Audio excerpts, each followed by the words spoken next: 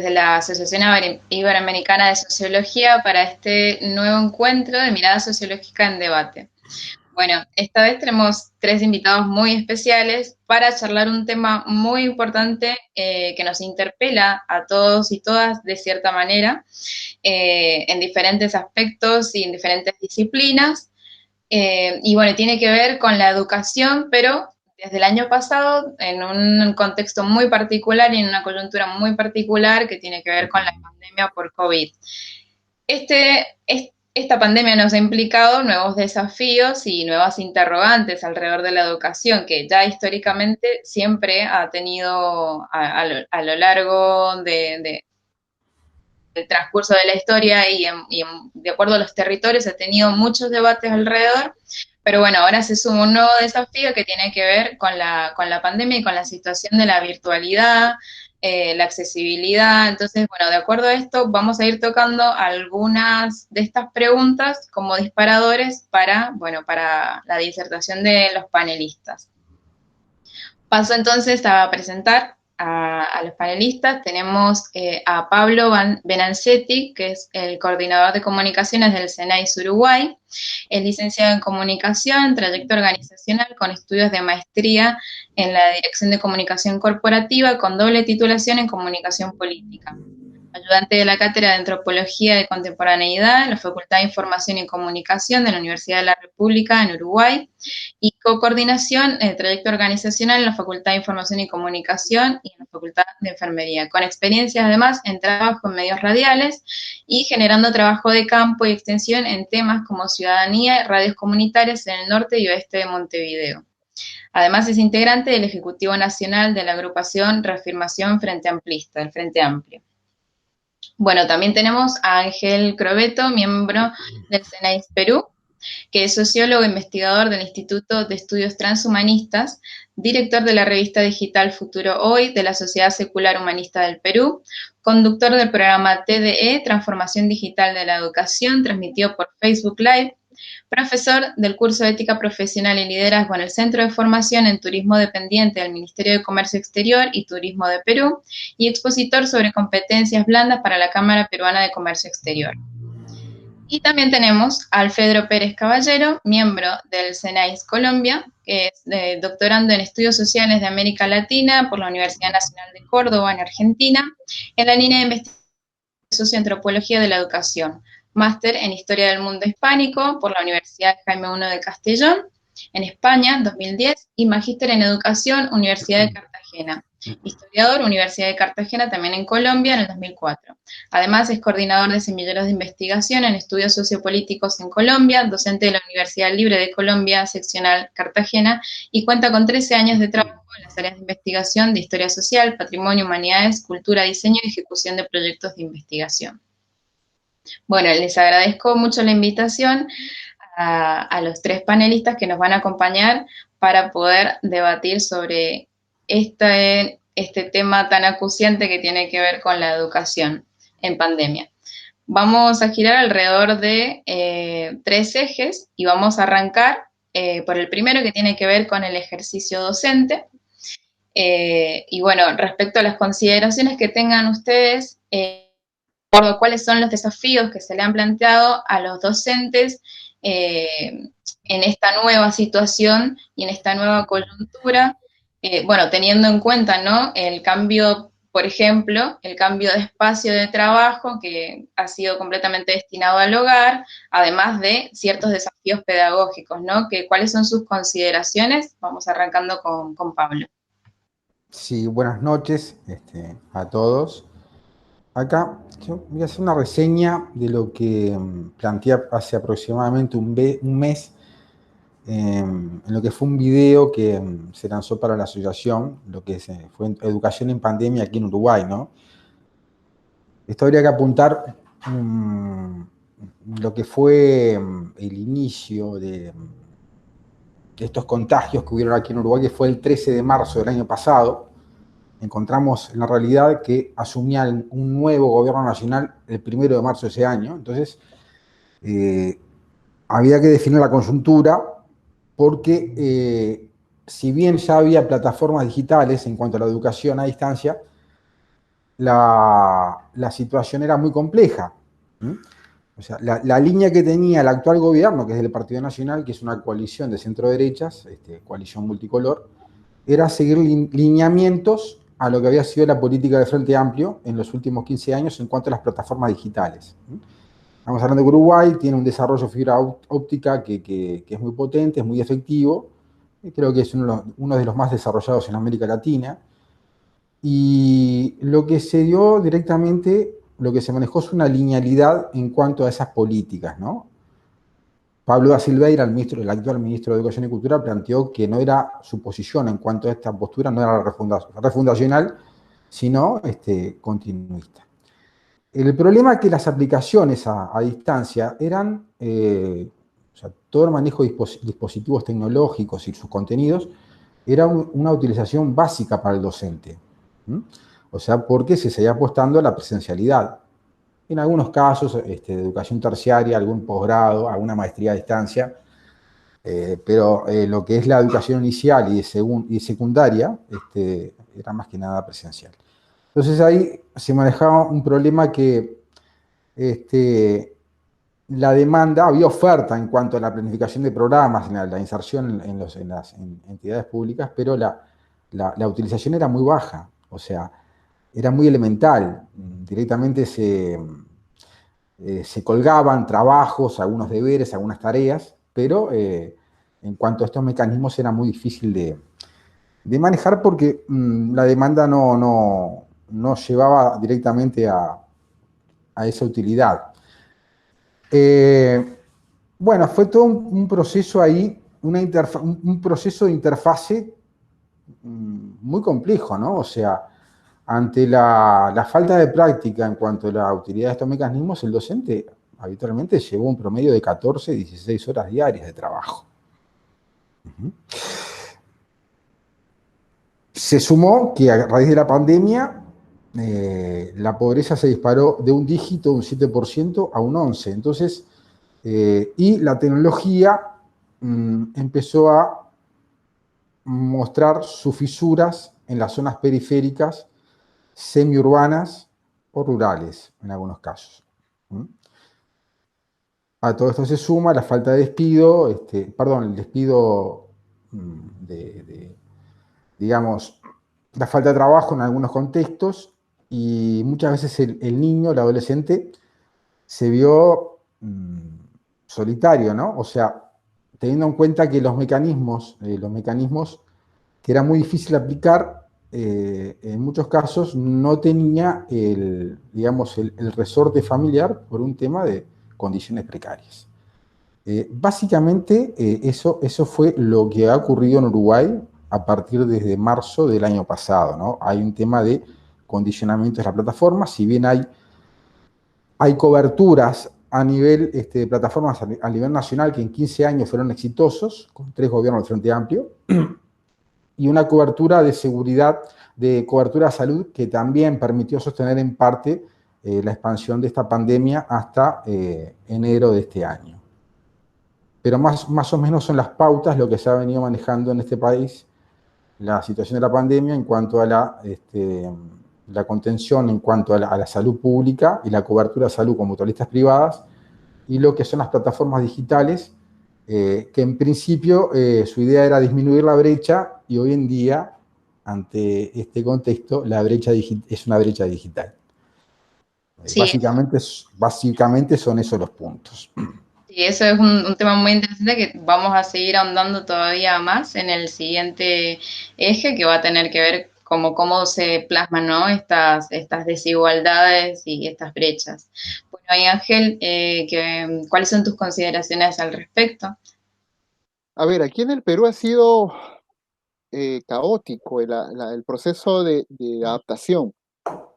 Nosotros veníamos ya de una crisis política muy seria en el gobierno, ¿no? Se había entumbado un presidente, había llegado un vicepresidente, el anterior vicepresidente había también eh, generado mayor crisis, fue un caos el proceso, ¿no? Y en ese momento, en esos procesos de cambio, llega marzo y nos mandan al encierro a todos, ¿no?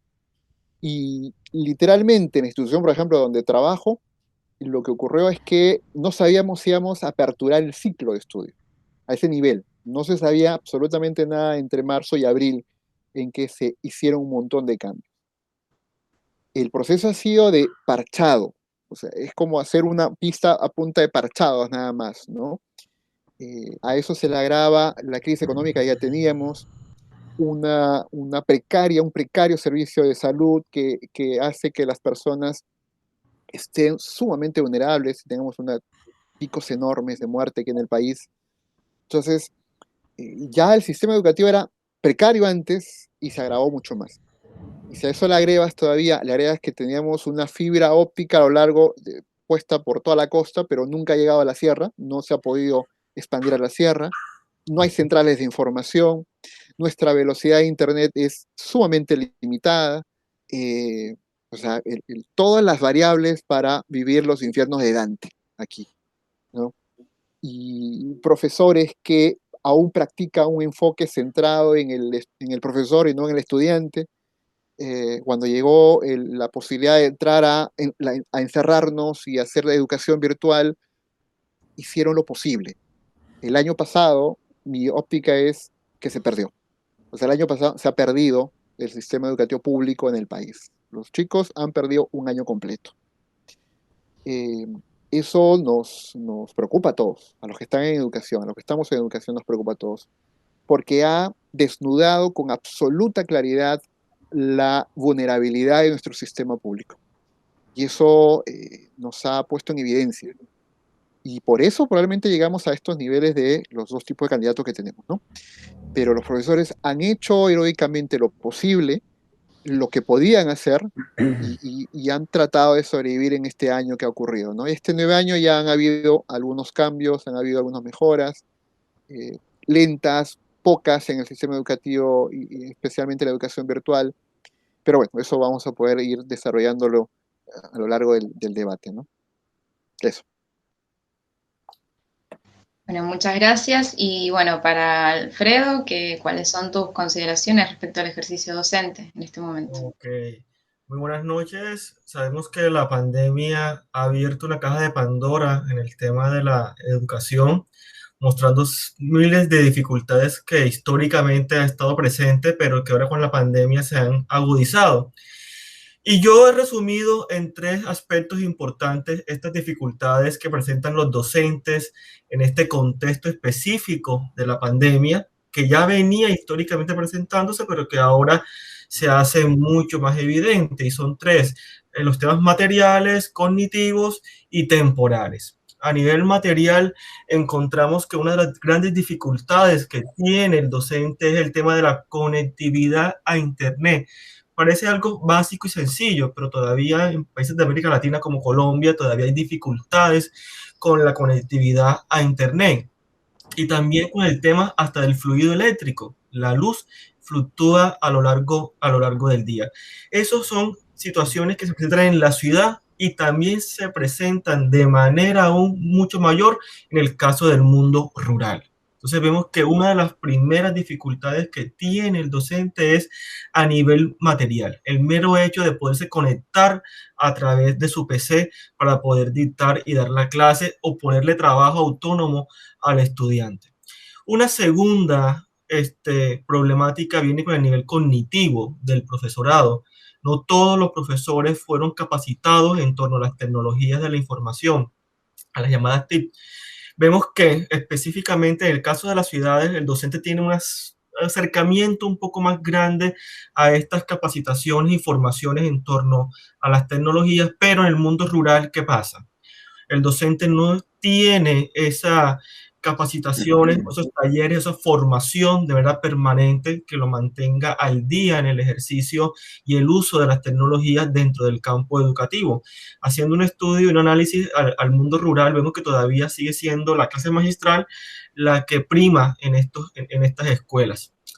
Y un tercer punto que para mí también es muy importante es la brecha generacional. Aquí el compañero Pablo creo que hablaba en torno a la brecha digital, pero también hay una brecha generacional que está acompañando a esa brecha digital. Y nos damos cuenta que entre más brecha hay entre el estudiante y el profesor, este último pone un poco más de resistencia al uso de las tecnologías. Lleva haciendo un ejercicio docente durante 30, 40, 20 años repetitivo, y ahora este cambio abrupto que ha sido la pandemia se ha generado cierta resistencia para la puesta en escena de estos elementos pedagógicos mediados por las tecnologías de la información. Entonces yo creería que el panorama a grandes rasgos sería de ese, y pensaría yo que es un panorama que es transversal a los países de América Latina, en mayor o menor medida.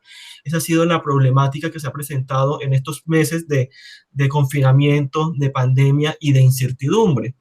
Finalmente estábamos preparados para todo, para una guerra nuclear, si era el caso, pero nunca para una pandemia de esta magnitud, una pandemia globalizada. Bueno, muchas gracias, Alfredo. Sí, como comentario adicional a todo esto, creo que, bueno, todo gira alrededor de más o menos las mismas conclusiones, como tomando lo último que mencionabas, respecto a América Latina, claramente es una situación que atraviesa a toda América Latina, esta situación de la desigualdad en la accesibilidad, de la diferencia también generacional que ocurre, ¿no? Entre docentes y estudiantes, y todas estas cosas, ¿no? Que a nivel pedagógico ya se venían discutiendo, y se venían discutiendo por una cuestión de captar la atención de los estudiantes, digo, de acuerdo a diferentes temáticas y problemáticas surgiendo. Y esto, evidentemente, dejó en claro que hacían falta cambios mucho más drásticos de lo que esperaban todos y todas, y bueno, tuvo que aplicarlos y hubo que adaptarse un poco con lo que había y bueno, con todas las dificultades de por medio. No sé si quizás quieran hacer algunos comentarios en relación a las intervenciones, si no pasáramos al siguiente eje. A mí me gustaría enfatizar algo que mencionó Alfredo, ¿no? Esta brecha generacional. Y por lo menos aquí me he dado cuenta de que este asunto del nativo digital, que no es un concepto latinoamericano, sino viene de otros lados, ¿no? Es aparentemente una persona, un joven que domina tecnología, pero es una apariencia. Lo usa para jugar, no para educarse.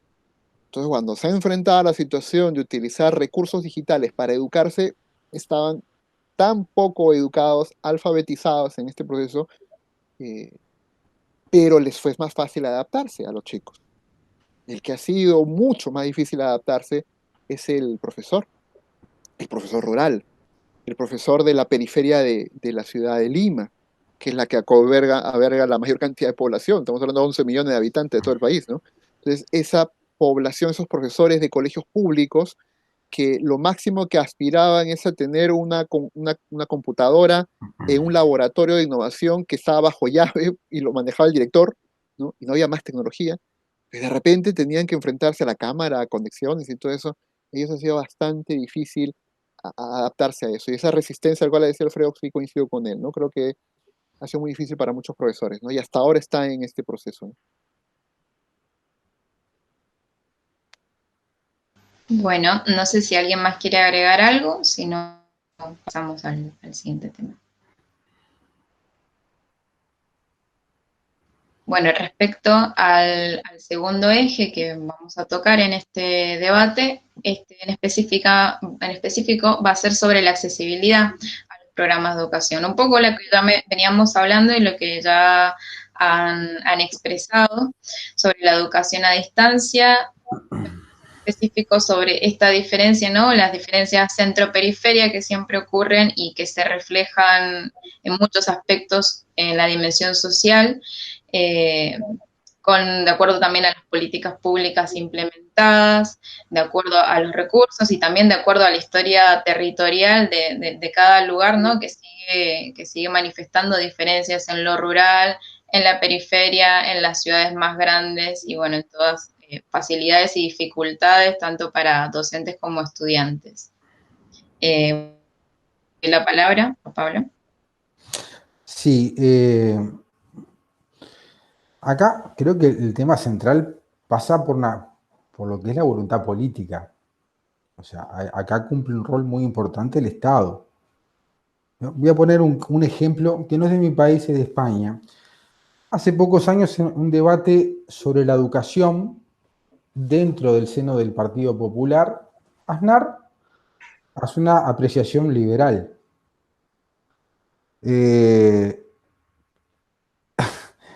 mantenía sus principios filosóficos y democráticos, creo que son legítimos, pero él decía, el Estado, en mi caso, como presidente, no puede obligar que un chico asista a la educación si los padres no quieren. O sea, lo que hay ahí subyacente hay un concepto de precariedad. O sea, si la educación no es obligatoria, esa persona no culmina sus estudios, es directamente pasa a ser un mecanismo de mano de obra barata. Acá en Uruguay lo que está pasando, hay un gobierno liberal, legítimo, elegido por la mayoría, pero en 15 años de un gobierno estatista, una concepción estatista, coparticipación con lo privado, se amplió una gran brecha, un gran contorno en un país centralista como Uruguay, con lo que fueron directamente lo que fue el plan Ceibal, ¿no? Que era una computadora por cada chico. Hay un seguimiento del Estado. Hoy en día se trata de modificar que la línea estatal, que es ANSEL, que llegaba a todos los países, hoy en día tiene dificultades porque tiene cabidas, está teniendo una cabida lo que son las empresas telefónicas privadas, que no todo el mundo puede acceder, ¿no? Está claro, o sea. Entonces hay como que una tendencia a que la educación sea para unos pocos.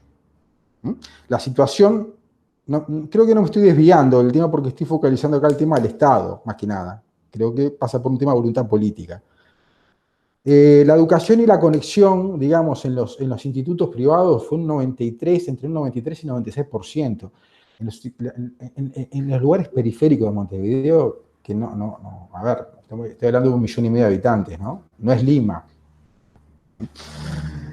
No llegó al 50%. Entonces pasa por un tema de voluntad política en un país donde apenas asumió este gobierno, hubieron recortes de horas para docentes, recortes salariales, y bueno, y un docente tiene que brindar su trabajo en una clase de muchos alumnos, de cual muchas veces las condiciones terminan siendo negativas, ¿no? Depende, yo enfatizo mucho en la voluntad política de los gobiernos.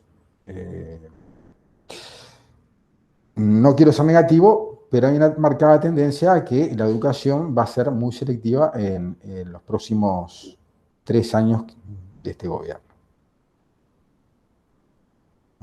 Bueno, muchas gracias, Pablo, por la intervención y muy interesante las acotaciones en relación a la acción política y a la acción del Estado respecto a la educación, que bueno, que sobre todo en estos territorios tiene muchísima relevancia esta diferencia, ¿no? También educación pública, educación privada y cómo luego se desempeña.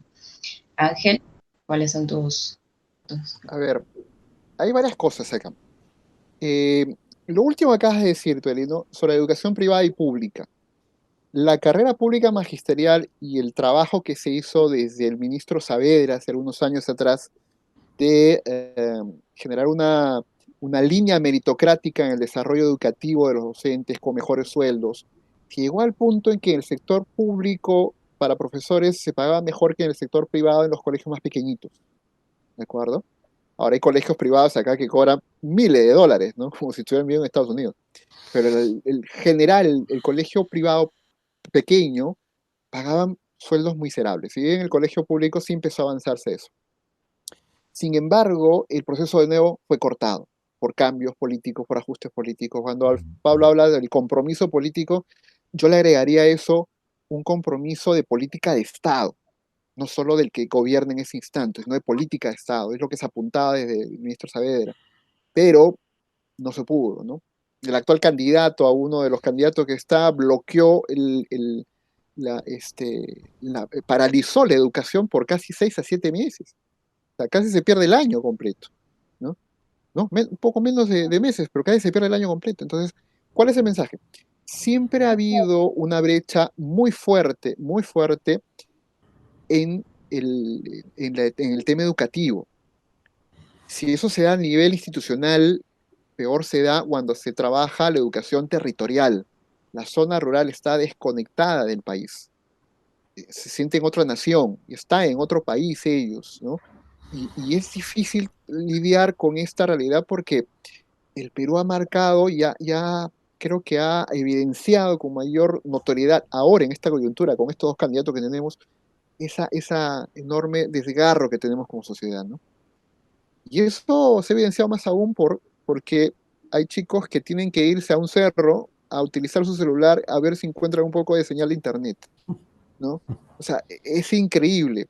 Se ha utilizado una estrategia de reparto de tablets solo para mitigar un poco el problema, ¿no? Han habido profesores en la ciudad de Cajamarca, al norte del país, que han logrado hacer una intranet, por ejemplo, ¿no? El CADE de educación virtual, el CADE es la conferencia más importante acá en el país, ¿no? Que agrupa muchas empresas. Ahí lo premiaron porque él hizo una intranet con su colegio, con su laptop, para que los chicos de localidad se puedan conectar aunque sea con el celular, ¿no? Esas innovaciones hay, pero son pues una, dos, tres. No hay una propuesta educativa completa, ¿no? Al respecto, ¿no? Y nos falta avanzar mucho, ¿no? Por ahí hablaban de educación satelital, ¿no? El programa Aprendo en Casa es una forma, la radio educativa hay otra manera más ahí, ¿no? Pero no son integradas todavía. Estamos en proceso de construcción de un modelo todavía acá esa es mi mirada acá en el país, ¿no? En Perú. Bueno, muchas gracias, Ángel. Alfredo.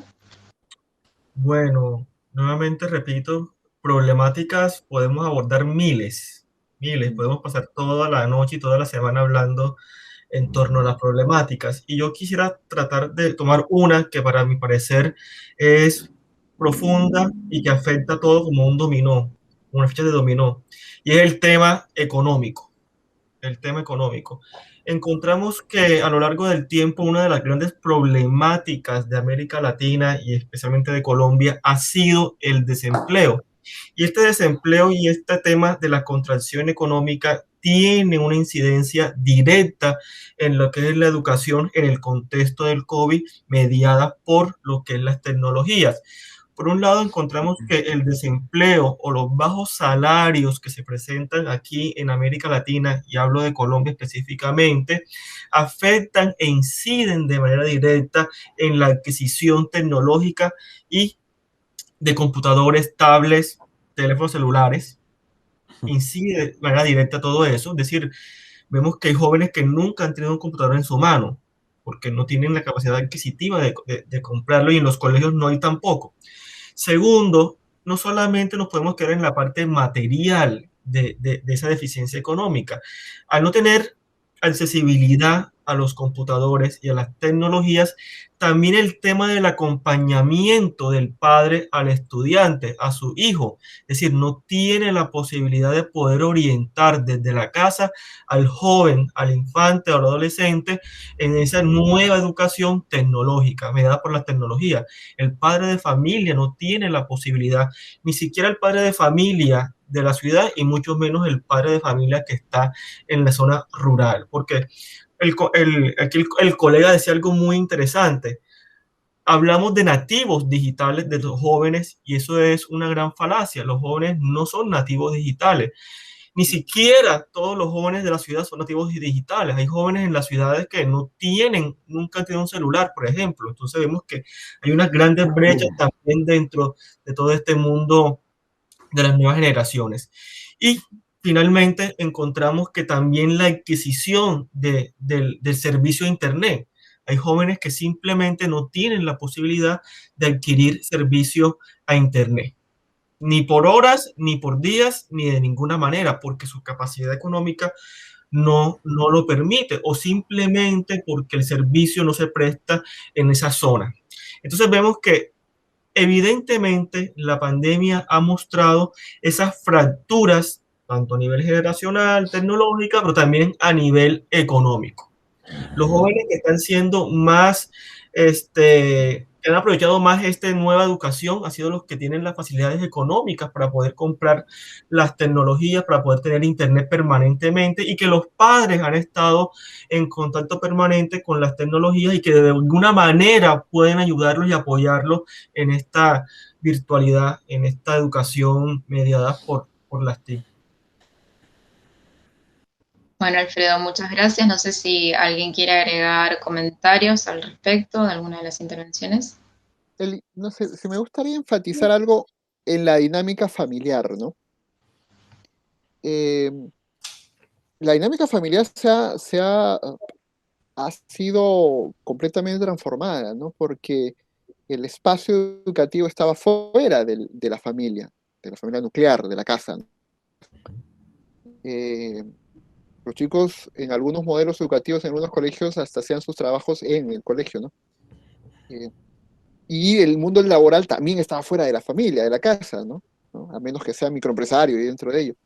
Pero ahora está todo combinado, ¿no? Entonces, eso también ha generado niveles de estrés, depresión, de problemas hasta de salud mental, ¿no? Por los niveles de presión que hay en todo, eh, que está pasando factura, ¿no? Está pasando factura a la gente.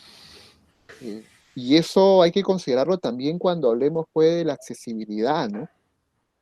Porque no es solamente conectarnos al Internet, es conectarnos a un Internet estable, pero en horas apropiadas y que no sea una maratón de estudio. El año pasado le dejaban un montón de tareas a los chicos creyendo que así se educaban. Y es una barbaridad lo que hicieron el año pasado aquí en el sistema público peruano, ¿no? Y eso no es forma de educar, ¿no? Hay que planificar el proceso, ¿no? En realidad. Y las que han impactado, todos los que han recibido el golpe, son las familias, ¿no? Las familias que están, como Alfredo dice, todavía golpeadas por una precariedad económica, ¿no? Todavía encima de ello. Eso es lo que quería agregar sobre la familia. Eli, un apunte. Creo que al repasar un poco las diversas realidades, porque acá da un poco, uno cuando empieza a analizar lo que ha sido la pandemia, habitualmente uno encuentra registro de casos de capas medias, o sea que el padre, por lo que es la mano obra calificada, los padres están, digamos, establecidos en un sistema laboral donde pueden trabajar con el teletrabajo. Pero creo que termina esto retomando lo que son las contradicciones de clase dentro de un sistema. Es muy distinta la realidad de la clase media baja y los sectores pobres, ni que hablar los indigentes. Pero acá hay una concepción, acá en Uruguay sería un año, bueno, ¿cómo es la educación? Pero enfocado a la realidad de clase media. Muchos chicos han tenido que dejar la secundaria, muchísimos chicos. Y a nivel primaria con carencias en cuanto al contenido de los programas, y bueno, digo, yo creo que esas realidades se siguen reproduciendo. Pero para mí parte esto de una concepción de clase, básicamente es la visión que tengo sobre esta problemática, al menos acá en Uruguay, ¿no?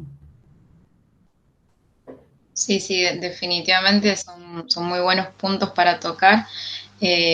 Respecto un poco de lo que decía Ángel, el comentario en relación a esto, ¿no? Que tiene que ver con las situaciones, hablando, ¿no? De las condiciones materiales de las personas, de las familias, estudiantes y docentes, ¿no?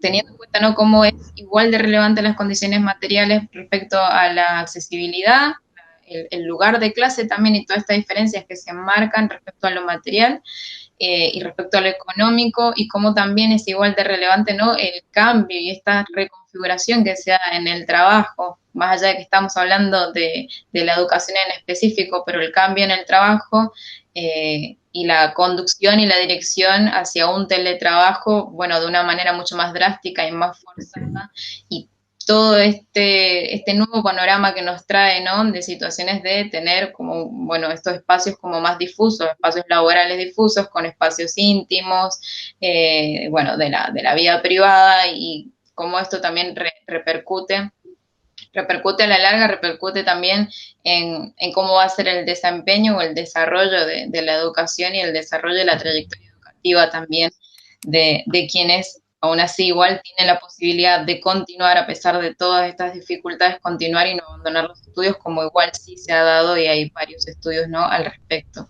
que ya lo van mostrando. Y bueno, respecto entonces, para pasar al siguiente eje, que sería más o menos el último, tiene que ver con, bueno, pensar en nuevos paradigmas sociológicos, un poco tocando todo esto, ¿no? Que la cantidad de factores que reúne este debate, que reúne esta discusión, bueno, que la estamos viviendo todavía, y qué es lo que vamos visualizando ahora mismo, ¿no? Como en nuestra propia contemporaneidad, respecto a qué investigaciones se pueden dar alrededor, qué información, digamos, se puede ir recopilando y obteniendo, y en aras de qué nuevos formatos, ¿no?, va a ir adquiriendo la educación y, bueno, como una visualización o una estimación para los años siguientes bueno, que nos puedan ir ofreciendo según sus visiones. Pablo. Bueno, creo que hay que plantearse acá el proceso de la pospandemia, ¿no? O sea, las consecuencias de la pospandemia. Más allá del tema de la presencialidad o la virtualidad o semipresencialidad, creo que va a seguir la presencialidad y, bueno, este nuevo mecanismo va a ser un complemento, pero lo que creo que había que posicionarse en lo que va a tener que ser el diagnóstico, las consecuencias psicosociales, que fueron muy, muy graves. Después, el proceso de nivelación, básicamente, porque acá tenés que nivelar estudiantes de diferentes contextos, ¿no? Y después creo que lo último va a ser la adecuación curricular, ¿no? O sea, ahí tenés que justamente es un proceso que se extiende en lo que es la nivelación y, bueno, ver lo que fue el proceso de aprendizaje y, bueno, cómo tratar de nivelar a los que han sido desfavorecidos. Nadie fue favorecido con esto, ¿no? Pero digo, a los que han sido más desfavorecidos ante esta situación. Y para mí son tres procesos que, bueno, que se va a tener que regular. No sé cuándo. Eso depende de cuánto tiempo siga esta situación. Creo que la pandemia, algunos dicen que se van a ir, yo creo que va a seguir estando, o sea, va a estar más controlada, pero va a seguir estando. Pero creo que para mí estoy viendo como estos tres procesos, ¿no? Lo que es el diagnóstico, la nivelación y después la adecuación curricular. Uh-huh. Bueno, muchas gracias, Pablo. Ángel. Yo veo una revaloración del tema del desarrollo científico. Nuestro país ha sido muy dependiente del desarrollo científico para poder obtener la vacuna, ¿no? Por ejemplo. Y creo que los países de la región, en realidad. Y creo que ahora un estudiante que está recibiendo una clase virtual cuando su profesor de ciencia y tecnología le dice la importancia de las vacunas, lo tiene más clara. O sea, porque lo está viviendo, lo está sintiendo en carne propia, ¿no? Entonces, yo creo que esta generación de estudiantes, a pesar de todos los golpes que han tenido, de la precaria educación que están recibiendo, de las pocas horas sin conexión a aquellos que se puedan conectar, ¿no? Y coincido con Pablo en que las clases medias han podido sostenerlo, pero las clases más pobres en el país, ¿no? No tienen pues conexión a Internet, no hay acceso a Internet aquí, ¿no? Pero creo que hay una generación que está entendiendo de que la ciencia y la tecnología es importante, que la ciencia y la tecnología debe ser una inversión nacional, debe ser parte de las políticas de Estado que nos den soberanía, en realidad. Creo que hay más conciencia de ello en ese sentido. Para hacer una línea de investigación, probablemente, ¿qué tan conscientes somos de eso? Podría ser una línea de investigación, ¿no? Y el otro gran tema tiene que ver con qué tanto están desarrollándose el aprendizaje verdadero a través de la virtualidad. Aquí estaba prohibido que la educación superior tenga 100% de educación virtual. No había un programa de educación virtual completo en la educación superior, menos en estatal ni en la primaria, ¿no? En la secundaria o primaria. Entonces, el Estado era muy reacio a la educación virtual, ¿no? Muy reacio a la educación virtual. Pero ahora ha puesto educación virtual todo lo que se pueda tener.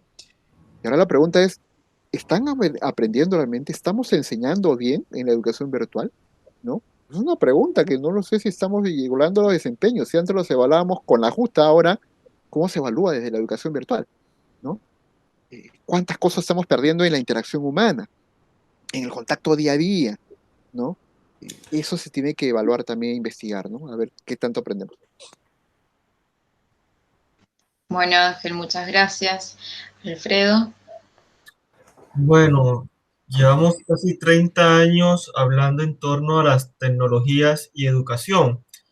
Y en el caso de Colombia, y también me atrevo a decir que de América Latina y el mundo, se han realizado investigaciones en torno a la relación y el uso didáctico de las tecnologías y la educación. Eso es un tema que está muy en boga en los últimos años y que, bueno, desafortunadamente con el tema del COVID ha tenido mayor impulso. Digo desafortunadamente porque ha sido el COVID el que finalmente ha puesto esto en relieve.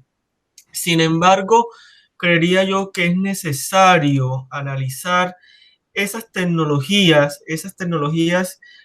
y relacionarlas con la educación, pero analizarlas a partir de los contextos particulares, los desafíos que contextualmente se están presentando, porque es que hablamos de las tecnologías como algo estándar, desde el norte de México hasta el sur de Sudamérica, como si fuera algo igual, y no, somos sociedades muy diversas, sociedades con muchos contrastes, y en cada contexto tenemos que analizar qué papel cumplen las tecnologías en la educación. No es lo mismo en Uruguay, en Argentina, en Perú, Colombia. Son contextos totalmente diferentes. Yo creo que una línea de investigación que se necesita para poder contextualizar y que verdaderamente estas tecnologías cumplen una función dentro de la educación es ese tema de no, dando relación con lo que estamos trabajando, sociología y antropología de la educación mediadas por la tecnología. Bueno, algo así parecido que acabo de inventar, este franquiste que acabo de decir, pero que finalmente es necesario ponerlo ahí como en el tapete para debatir y reflexionar sobre este tema. Bueno, muchas gracias, Alfredo. Sí, te doy la palabra, Pablo. Eli, yo quiero puntualizar dos cosas, dos temas que tocó Ángel. Saben que acá en Uruguay se creó un grupo asesor científico honorario, lo que es el GACH, que justamente fue el que marcó la agenda de gobierno sobre las prevenciones en cuanto a la salud. Pero destacar una cosa, hay una incorporación de un sociólogo. Digo, porque se plantea muchas veces qué rol cumple el sociólogo, ¿no? Y bueno, tocaste justamente el tema, Ángel, el tema de la inversión en cuanto a la salud y tecnología. Y bueno, se ha tomado en cuenta un cientista social, justamente para hacer, digamos, tener un panorama de lo que es el comportamiento social ante esta situación compleja. Y lo otro que hay un punto muy importante que también lo tocó Alfredo, el tema de la tecnología. Muchas veces se decía que la computadora iba a sustituir al docente. Incluso se está hablando de una sociedad de la robotización. O sea, en Dubái hay hoteles que son robots que atienden directamente, ¿no? Y creo que los partidos políticos, al menos acá en el Río de la Plata, no han tocado, capaz que él me puede corregir, pero creo que en Argentina tampoco se tocó en las campañas electorales, ¿qué va a pasar con la sociedad de la robotización? Y lo quiero llevar esto al tema de la educación, porque acá se plantea el tema si estos sistemas de tecnología, al menos es lo que entiendo, pasaría de ser un complemento a la presencialidad o tomar un rol protagonista. Entonces creo que acá se nota, se ve la importancia que es la relación cara a cara y la relación pedagógica, docente-alumno. Porque uno no solamente creo que se tiene que limitar a lo que es el lenguaje funcional, sino hay todo un tema de contención social en cuanto a la comunidad de estudiantes, ¿no? Pero creo que son los temas a tomar en cuenta. Digo porque se viene planteando el tema de la robotización en varios sectores, uno es la educación, ¿no? Y creo que esto es un detalle importante. que cuestiona, o sea, si bien es un sistema que ha aportado, también cuestiona el funcionamiento, ¿no? Porque es muy probable que las condiciones de aprendizaje no sean las mejores. No sé, es un tema para pensar. Sí, sí, definitivamente son muchos temas para reflexionar, que bueno, que siguen yendo en torno a esta incorporación de las tecnologías, que creo que como se viene manifestando en un sentido más global, ya lleva unos años incorporándose por diferentes vías, también en el trabajo, en la oferta y la demanda laboral, ¿no? Y bueno, que ahora ha tenido que ser de una manera un poco forzada, y me parece también interesante verlo, ¿no? Esto que mencionabas, de la incorporación también y la relevancia que va adquiriendo en este escenario las ciencias sociales y todo el análisis y lo que pueden aportar, ¿no? Porque, bueno, en cada país por ahí el enfoque habrá sido relativamente distinto, pero me parece que en un sentido muy genérico el tratamiento ha sido con puntos de vista más sanitaristas y más médicos, ¿no? Cual tiene sentido porque estamos hablando de una pandemia, pero a la vez la dimensión social mucho se ha dejado un poco de lado y ha ido como reflejando en la práctica misma, ¿no? Y en el ensayo que ha sido en el 2020, que ha sido un ensayo prácticamente en todos estos aspectos, ¿no? Entonces me parece muy importante tomarlo desde allí y también como para reforzar este eje y esta parte de este tema, ¿no? Respecto al rol y al papel de las ciencias sociales en un momento tan atípico que nos está tocando vivir y que seguramente va a seguir teniendo consecuencias y lo seguiremos transitando por varios años más. No sé si quieren agregar más comentarios al respecto. Me enfoco en el trabajo de investigación que hago, los temas que trabajo, me encuentro con los enormes avances que hay en la inteligencia artificial aplicada a la educación, ¿no? Eh, y cómo esto ayuda a que la enseñanza personalizada sea más eficiente. O sea, si uno estudia la plataforma Khan Academy, por ejemplo, es educación personalizada, ¿no? O Duolingo, ya a última hora, ¿no? Duolingo también, que uno aprende inglés ahí, ¿no? Y se ha demostrado que los chicos aprenden de manera personalizada, tendrían que aprenderlo así, porque todos los cerebros humanos son diferentes. Pero eso tiene un impacto en la sociedad, pues, porque la educación no solamente es el aprendizaje cognitivo o de habilidades para el trabajo, ¿no? Genera cultura, genera vínculos de amistad, ¿no? Te sientes pertenencia, eres parte de una tribu, de una cultura juvenil, ¿no? Entonces la presencialidad es importante, ¿no? Uno aprende a veces en los pasadizos del colegio, en los pasadizos de la universidad, en la conversa de café, ¿no? Ahí se dan las ideas súper creativas, disruptivas, ¿no? La conversa de café es la extensión del diálogo, el debate que se ha dado en el aula de clases, probablemente, ¿no? Y ves el rostro de la gente cuando se apasiona sobre un tema y dices, ah, por acá va el tema, ¿no? O sea, pero eso en la virtualidad se pierde, ¿no? Entonces, yo hice un artículo sobre el tema y al final preguntaba, ¿no? ¿Te gustaría que te enseñara y que tu profesora sea Sofía? O la robot, ¿no? Sofía. Eh, y eso hay que ir reflexionando con mayor profundidad, ¿no? Porque los avances tecnológicos van tan rápido y el avance de las ciencias sociales va tan lento. Lo paso de tortuga, ya el otro ha ido a 1000 por hora. Es como si estuviéramos nosotros caminando en patineta y ellos están en un Ferrari, ¿no? A 200 kilómetros por hora, ¿no? O sea, ¿cuándo los alcanzamos? Ahí está la complejidad, ¿no? De las ciencias sociales con la cual estamos desarrollando investigación en esta zona del mundo, ¿no? Sí, definitivamente implica un desafío y creo que es un llamado también indirecto, directo o indirecto, ¿no? Más allá de que por ahí hay políticas que lo contemplan y políticas que no, pero bueno, la relevancia es un llamado implícito también a las ciencias sociales a involucrarse más y bueno, como todo, ¿no? Y como todo lo que implica analizar y estudiar la sociedad es estudiar el movimiento y es ir reactualizando todo este tipo de desafíos.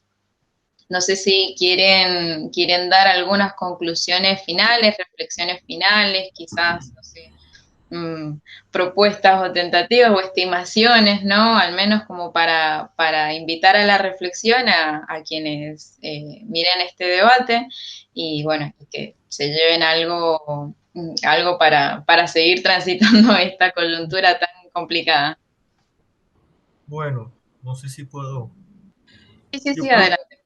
yo creo que de cierta manera Pablo, Ángel lo han tocado y es el tema estatal. Durante mucho tiempo hemos estado en un estado de estadísticas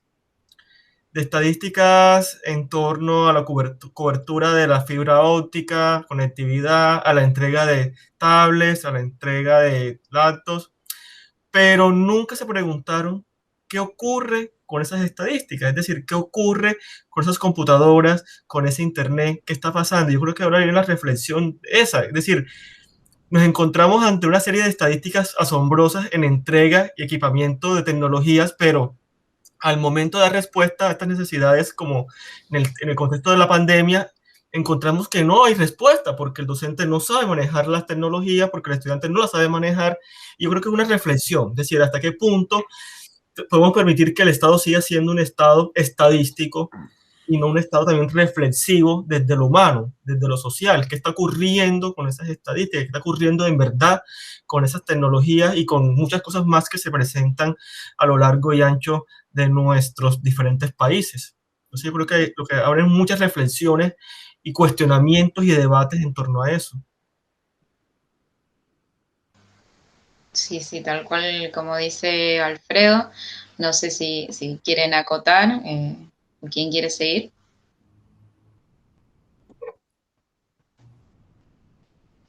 Pablo Ángel, no sé si quieren, Pablo. No, creo que más o menos se han tocado los puntos que hemos venido a tratar. O sea, la situación como el proceso de seguimiento, nuevo sistema de adaptación, eh, digamos, las fortalezas y debilidades. También creo que hay un tema de concepción en lo que respecta a la cultura de Estado, hay un tema de agendas de Estado. Creo que el tema de la educación ha sido uno de los pioneros, ¿no? O sea, muchas veces que hay un problema también, porque una vez plantea agenda agenda de Estado en educación, y hay personas que creen que el Estado está lejos, y no, son parte también, ¿no? O sea, creo que eh, es un tema de falta de identidad muchas veces, por un tema cultural, de mucha historia, de hacer ver que el Estado es algo lejano y dañino. Entonces, es un problema en cuanto a manejar este tipo de agenda. Acá hay varios temas, creo que hay un proceso de interfase, lo que es el rol de la relación pedagógica en cuanto a docente-alumno, cómo pasó por otra, parece que fue un tema de un pasaje a otra dimensión, ¿no? Porque el tema de la institución, de los chicos que pueden acceder a este tipo de plataformas, la institución, acá le decimos educación primaria, la escuela y liceo secundaria, bueno, en el caso de los niños o adolescentes, la escuela o el liceo pasan a ser en tu casa. Entonces, traes directamente ese espacio físico virtual, ¿no? Que a veces tenés que ver con compañeros a distancia. Y bueno, es todo un proceso que se ha venido desarrollando así. En cuanto al espacio rural acá, creo que la situación de ustedes no es muy lejana, al menos en Argentina, que somos vecinos, creo que es más o menos similar a la nuestra. Acá el tema de las escuelas rurales, los chicos tienen como punto de encuentro la institución pública, porque no hay zonas de recreación. O sea, en la mayoría de los centros rurales donde están las escuelas acá en Uruguay, el único centro de recreación es la escuela. O sea, hay un tema institucional, hay un tema ya familiar. Estamos hablando que el vecino más cercano de pronto está a 5 o 6 kilómetros, ¿no? O sea, el punto es la escuela. Entonces, hacer toda una sustitución del pasaje físico a pasaje virtual, donde uno, digamos, accede a otro tipo de relación. Un amigo hablaba de lo que es el lenguaje funcional orgánico, ¿no? O sea, el lenguaje funcional social o lenguaje social o comunicación social y comunicación orgánica. Yo creo que muchas veces en el espacio físico se da lo que es la solidaridad y comunicación social y orgánica. Directamente con las plataformas es muy estricto el tiempo y se pasa un lenguaje estrictamente funcional y se pierde muchas veces. Creo que trató Ángel el tema del pasillo, del café, de ver las expresiones en el rostro cuando tocan un tema, o de cualquier tema en común que se desarrolle entre grupos de pares. ¿No? Creo que es un gran avance, es una nueva medición de la herramienta, y bueno, tiene sus fortalezas, sus debilidades, y bueno, hay que ver cómo se sigue potenciando esto, ¿no? Y bueno, y el proceso de post-pandemia, hay que ver qué elementos se pueden incorporar a nuestra realidad presencial o virtual, o híbrida a esta altura. Pero bueno, ¿no? No sé, es un pienso, ¿no? Sí, sí, probablemente más híbrida, teniendo en cuenta, ¿no? Que todo este tipo de procesos van llevando su tiempo y es algo muy relevante al nivel del análisis también de la interacción y todo la complejidad de la interacción, ¿no? Y tener eso en cuenta es algo que se va a tener que tener en cuenta por los efectos y las consecuencias, ¿no? Que va teniendo toda esta cuestión más impersonal de, de la educación y del aprendizaje de una manera muy impersonal, ¿no? Y a veces unidireccional, porque, bueno, se adquieren diferentes modalidades, a veces videollamada, a veces solamente se suben videos, a veces solamente son clases por WhatsApp, digo, adquiere una variabilidad de formatos que, digo, abren también el juego y bueno. Eh, Perdón, creo que tocaste un tema que está en cuestionamiento, ¿no? Que es la linealidad de la educación hoy en día. O sea, ante un, un paisaje vivido, ¿qué es la linealidad? O sea, toda la concepción de la educación del siglo XIX, tanto en Uruguay como en Argentina, al menos lo que fue aquí, lo que fue digamos, la reforma bareliana, que hay un concepto de linealidad, de otros tiempos, ¿no? Pero acá se cuestiona bastante, ¿no? Con todos estos elementos, a veces de tantas opciones uno le cuesta tomar una decisión. Porque ahí creo que son herramientas y a veces, si bien es bueno, genera muchas dudas. No sé, son paradigmas nuevos. Hay nuevos paradigmas definitivamente a nivel pedagógico, hay nuevos paradigmas y ahora además tienen que encontrar otras formas y otros formatos para adaptarse, ¿no? Pero sí, la linealidad y la forma, ¿no? Del aprendizaje a través de acuerdo, ¿no? A qué corrientes también tiene mucho que ver con el desempeño y el rol docente, ¿no? El rol docente, el rol de la familia también acompañando, ¿no? Y el rol del estudiante y la relación estudiante, cómo se va forjando, todo esto va a seguir discutiéndose definitivamente.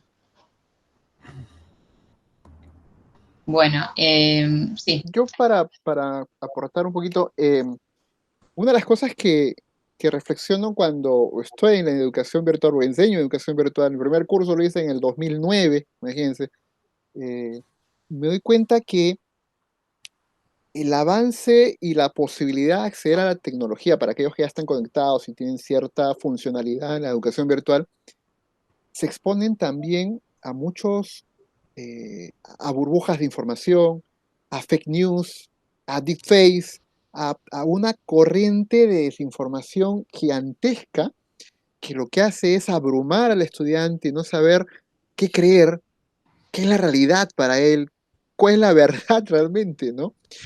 Y hay cursos, uno de los cursos que me encargan a mí es tratar de enseñarle a cómo buscar y discernir sobre el mar de información que existe. Si para uno es complicado, imagínate para un muchacho, ¿no? Mucho más complicado. Entonces, ¿cuánto de esto está afectando en la formación educativa del estudiante, ¿no? Porque puede encontrar cosas que son abismalmente contrarias a lo que la ciencia lo dice, pero ahí está, pues, ¿no? Igual un estudiante dice, pero está en internet, profesor, ahí está. Sí, pues, pero cuestiona, ¿no? O sea, sé escéptico, ¿no? Y eso es difícil, ¿no? Más en un mundo digital todavía, ¿no? Sí, sí, definitivamente sí, desde lo que ha sido el boom tecnológico 90-2000 y todo eso ha llevado mucho a esto, ¿no? De que, entendiendo que Internet no es un medio de comunicación más, pero es un medio que ha avanzado y se ha llenado de muchísimo contenido, ¿no? Como pasar de hablar de medio de información que puede ser también fácilmente un medio de desinformación, ¿no? De acuerdo a cómo se lo aborde. Y bueno, respecto a eso ya es toda una discusión también que nos puede llevar por otros planos todavía mucho más complejos que tienen que ver con la comunicación y analizar, digamos, el aparato como tal y la web como tal, que es, bueno, es un campo bastante interesante y bastante amplio y todavía en desarrollo, ¿no? Eh, bueno, me parece que ya más o menos podemos ir finalizando, ya han dado las reflexiones, les agradezco muchísimo por sus intervenciones, han sido todas muy valiosas. Eh, Creo que, bueno, lo interesante también es que hay una cercanía territorial y eso está muy bueno, la verdad, poder ponderar este tema de acuerdo al territorio de cada uno y a la realidad y a la actualidad que va viviendo cada uno. Entonces es algo muy enriquecedor, me parece, a nivel Latinoamérica y también para ir sumando nuevas reflexiones y nuevas propuestas, ¿no? En el sentido sociológico, antropológico y multidisciplinar, ¿no? Ya que hablamos de tecnología, hemos hablado hasta de inteligencia artificial, ¿no? Digo, cómo estas cuestiones van entrando en vilo en todos estos temas, ¿no? De una manera muy transversal. Así que, nada, es un tema muy interesante y les agradezco muchísimo por su participación a los tres. Bueno, con todo gusto. Gracias, gracias. Muchas gracias. Y bueno, y también agradecerles a todos los espectadores de la ICE y de los videos y el contenido que se va subiendo en el canal de YouTube y bueno, invitarles a seguir viendo y siguiendo en las redes y siguiendo el contenido que se va generando desde la asociación. Bueno, muchas gracias.